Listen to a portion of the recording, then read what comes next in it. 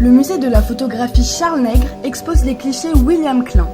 L'exposition Bis de Nice, Moscou et Tokyo ornera les murs du lieu jusqu'au 2 octobre prochain. En mêlant ces 3 collections de photos, 100 pièces ont été sélectionnées. Les visiteurs étaient nombreux lors du vernissage pour voir l'artiste. Si je vais quelque part, c'est pour travailler. Alors, étant donné que j'avais un appareil de photo, je voulais en effet me rendre compte de ce que c'est de vivre à Moscou et à Tokyo. Et j'ai décidé de faire des livres de ces choses-là. C'était un hasard que je fasse le portrait ici dans cette exposition de Nice, de Moscou et de Tokyo.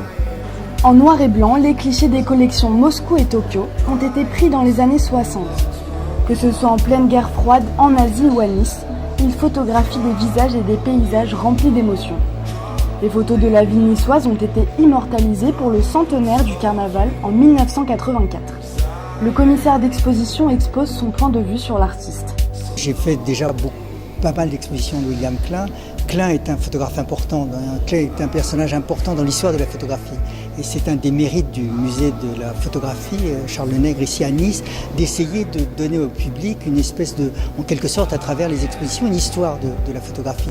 Et donc Klein, qui vraiment représente un moment très important dans les années 50, parce que c'est lui qui importe en quelque sorte en France, qui inaugure en France un nouveau style de photographie qui vient des États-Unis et qui est une photographie brutale, noire, très forte, et qui bouscule en quelque sorte les cadres de la photographie antérieure, les cadres de la photographie d'un Cartier-Bresson ou d'un Doisneau, qui était une photographie narrative, assez sage, assez immobile quelque part.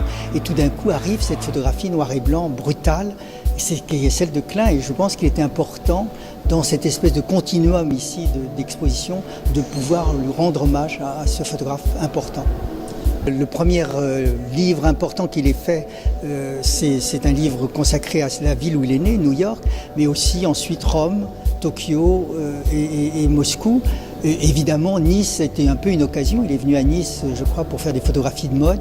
Et puis c'était au moment du carnaval et il a été pris par l'atmosphère du carnaval. C'est quelqu'un qui aime bien les univers un peu bouchés, colorés. Et les images qu'il en a tirées sont bien propres à retrouver le style qui est le sien.